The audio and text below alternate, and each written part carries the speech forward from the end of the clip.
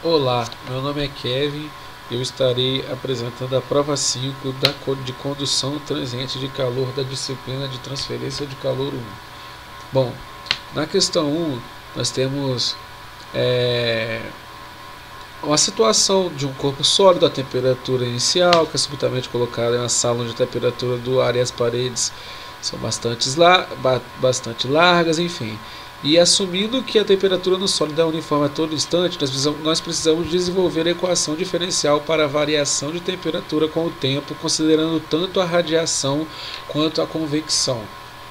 Bom, para esse corpo sólido, nós temos que a taxa de transferência de calor por radiação entre o corpo e a sala é dada por essa fórmula, e a taxa de transferência de calor por convecção é dessa maneira aqui.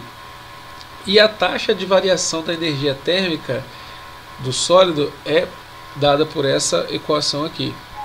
Então, a gente faz o balanço de energia e a gente tem que a taxa de transferência de calor por radiação mais a de convecção é igual a menos a taxa de variação da energia térmica. Então, só substituindo os valores da equação, nós encontramos aqui a equação diferencial para a variação da temperatura com o tempo. Bom, na questão 2 nós temos uma chapa de 20 por 20 centímetros de cobre com 5 de espessura a uma temperatura uniforme de 260 graus. Tem a sua superfície subitamente reduzida para 35. Usando os conceitos de resistência e capacitância térmica em um método de capacitância global, encontre o tempo no qual a temperatura no centro chegará a 90 graus Celsius. Bom, a gente tem que a transferência de calor do centro para a superfície de condução é por essa fórmula aqui. E a transferência de calor da placa é, como um todo, né, é essa fórmula aqui. Pelo balanço de energia, a gente consegue definir uma equação para essa situação. E aí a gente relaciona agora as resistências e a capacitância.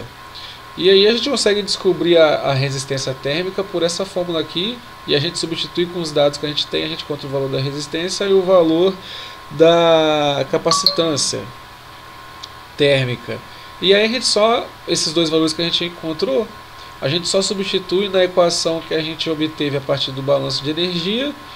E aí depois disso a gente resolve nessa equação diferencial integrando, e aí a gente encontra o valor de 8,05 segundos. Na questão 3, nós temos uma peça de alumínio que pesa 6 kg. Inicialmente a temperatura de 300 graus é subitamente imersa ao fluido a 20 graus.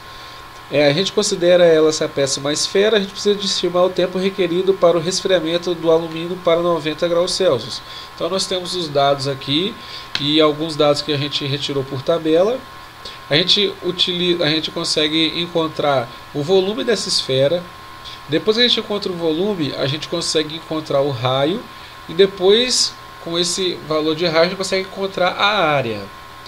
E a equação para o tempo requerido pode ser calculado dessa maneira aqui, onde esse valor de B é encontrado por essa fórmula, que a gente consegue estipular esse valor com os valores que a gente encontrou já tanto anteriormente quanto os dados fornecidos. Assim, com o valor de B definido, a gente consegue substituir na equação do tempo requerido e encontra o valor de 1563 segundos, que é aproximadamente 26,05 minutos. Na questão 4, nós temos uma placa infinita de espessura 2L que é exposta a uma fonte de calor com a temperatura de emissão TS. A placa tem uma temperatura inicial uniforme TI e a perda de calor por radiação da placa é dada por uma equação fornecida.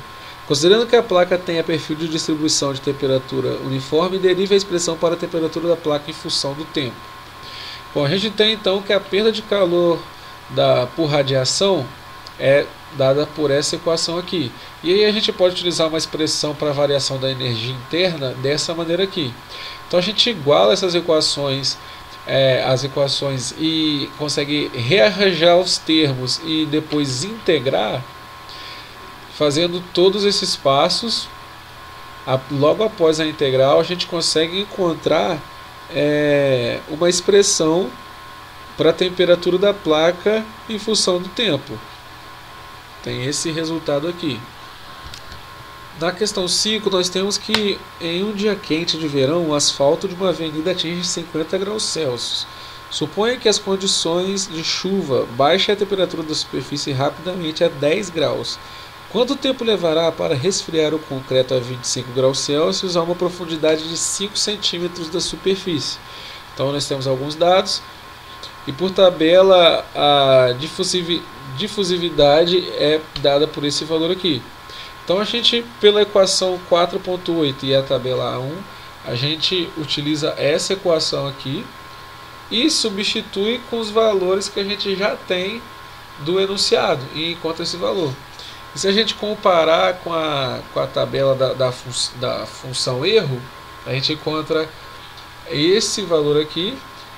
Portanto, substituindo para a temperatura, a gente consegue encontrar, para a temperatura não, perdão, substituindo para o tempo, a gente consegue encontrar o valor de 10.447,6 segundos, que é aproximadamente 2,902 horas. Na questão 6, nós temos uma larga camada de gelo, inicialmente a uma temperatura uniforme. Enfim, e a gente precisa de calcular o tempo para que a temperatura alcance menos 11 graus Celsius a uma profundidade de 1,5 centímetros. Então nós temos os dados e a gente tem que a difusividade do gelo é dada por esse valor aqui. O fluxo de calor para o sólido semi-infinito é dado por essa equação. E a gente analisa, a gente compara com a tabela da função erro e encontra esse valor aqui. Novamente, resolvendo a equação para temperatura, nós temos